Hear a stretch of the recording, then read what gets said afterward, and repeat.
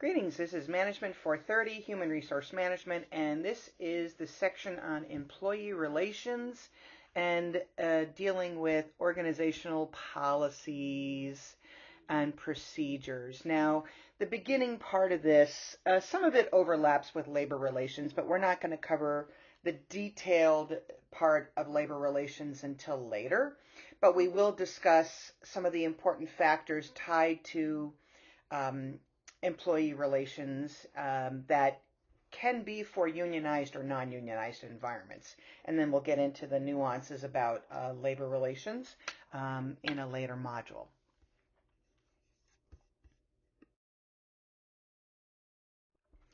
The concept of employee relations is really about the relationships that people have with each other and with management. And this is why labor unions and labor relations are a big part of employee relations. But it's not limited to that because it can be more than that.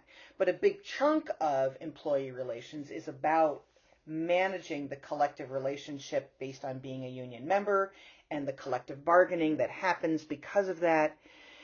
So we are going to talk more about the managing the relationship side in a non-unionized environment. But it's important to know that labor relations and employee relations are very tightly linked, and labor relations are a subset of employee relations. Employee relations are greatly influenced by the culture of the organization, and every culture is unique. Every organization has a unique culture. Sometimes they can be very positive and sometimes they can be quite toxic.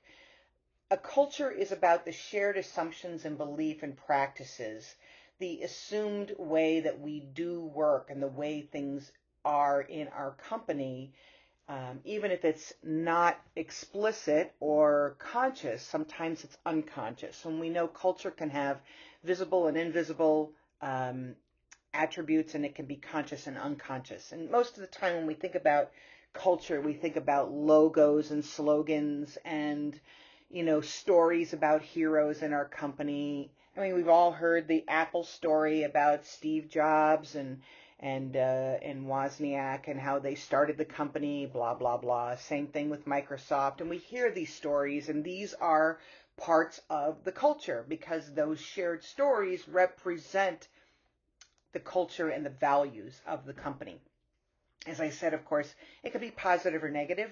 Sometimes culture can be very positive for an organization, and sometimes they are focused on the negative and the toxic. Toxic environments tend to be one where abuse is allowed to happen and people engage in harassment without even thinking twice about it. So obviously, we want to minimize negative cultures and we want to be able to emphasize positive cultures.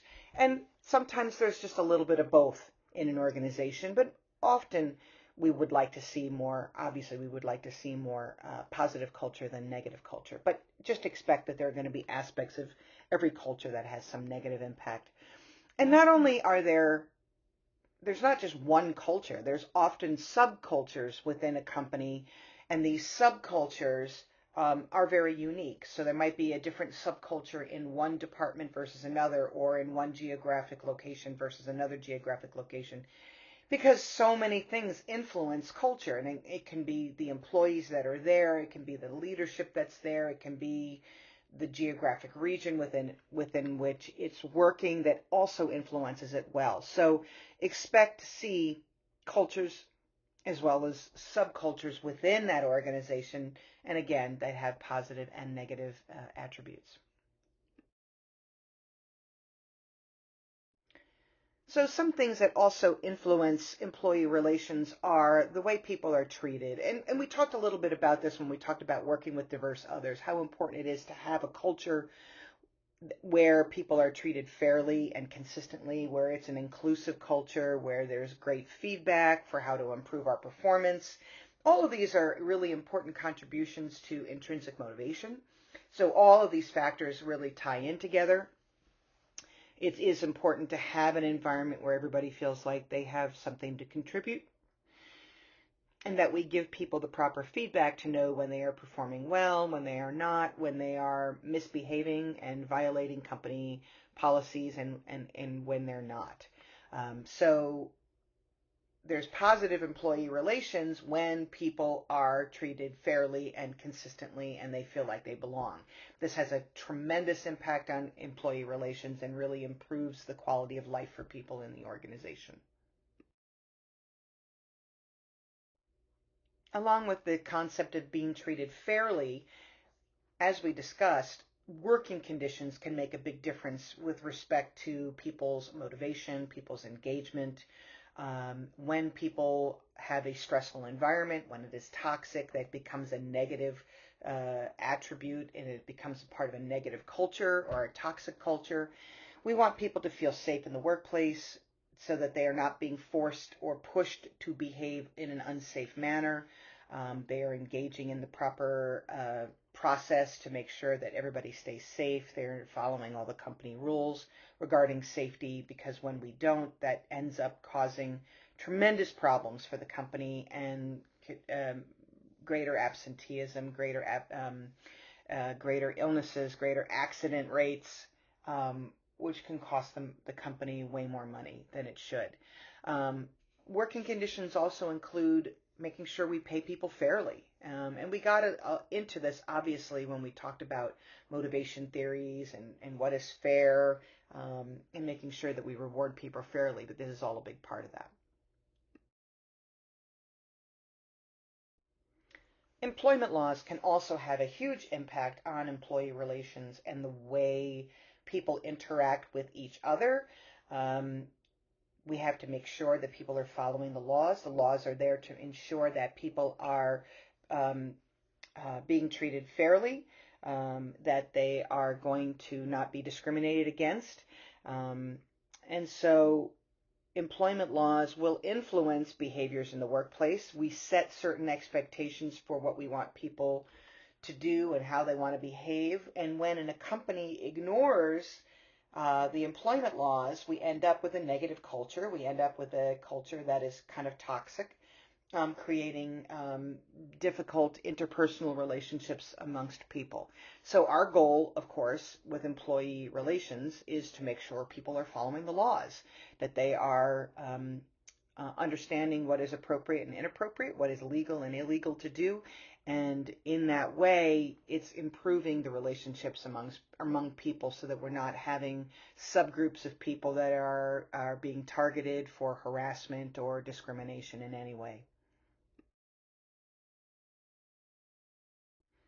And lastly, unionization. When employee relations are poor, you are more likely to see an organization engage in unionization. Well, the organization doesn't do that. The employees do.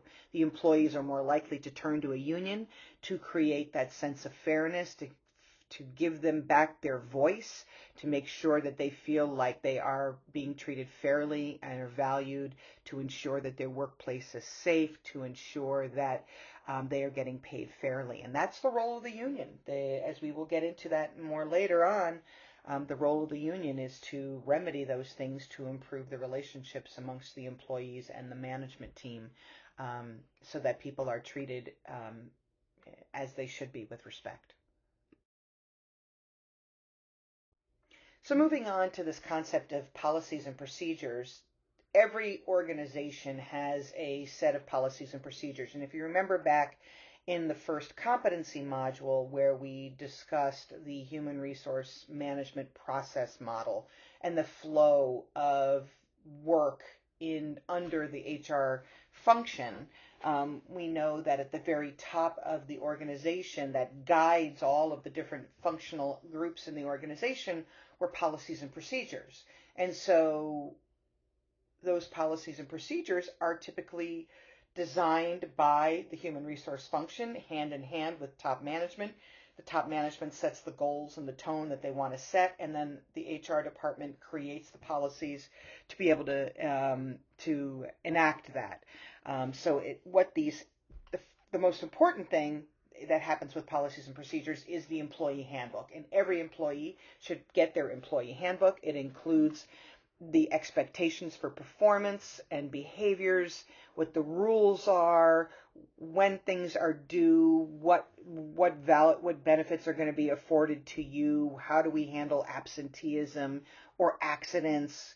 So there's all sorts of processes involved in managing people, and the employee manual is that guideline for people. It's typically given to them when they are onboarding, as they join the organization, and they're being trained and inculcated into the organization and its culture.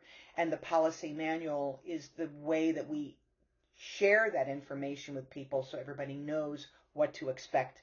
And it can be a legally binding document, and it's really important to make sure that the language that you have in your employee handbook is legal, and it's not making promises that it's going to regret later. So we want to make sure that that manual is very clear and straightforward, with not a lot of ambiguity in what the expectations are. Every employee manual is unique to that organization because obviously from company to company, they have different values, different missions, different visions, different processes, different ways that they're structured. So every organization has a very unique handbook. And there's material in your textbook that gets at some of the things that we should be paying attention to that need to be in your employee handbook. Among the most important things that you'll probably see in that handbook are legally required information that we need to communicate. There's a ton of information that we need to legally communicate to people: discrimination policies, harassment policies, unemployment compensation, OSHA standards and accidents, Family and Medical Leave Act, compensation policies, all sorts of policies, which when we get into our chapter on the legal environment, you'll see in more depth what those things are. But all of that is important because, number one, we are legally obligated to communicate this information to our employees. But second of all, in communicating that information, we're also making clear what the expectations are for people in terms of how they should behave, so they behave within the bounds of the law.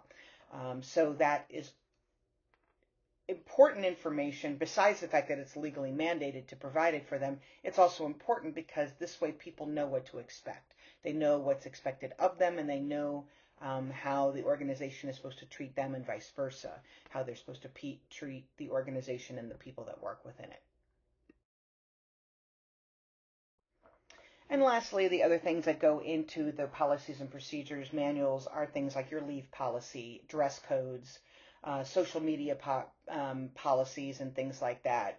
Anything that guides how people should interact, what the expectations are of them, what they are allowed to do, what they're not allowed to do, all of that is included in that employee manual. So we want to make sure that you read your manual. You want to ensure that your employees that you're providing the manual to, they are reading the manual. Obviously, we don't give them a test, but we do want to make sure that they understand it. So we often have them sign a form that says, yes, I read it, yes, I agree to those terms, and that becomes the binding agreement between you and the employee regarding that employee manual.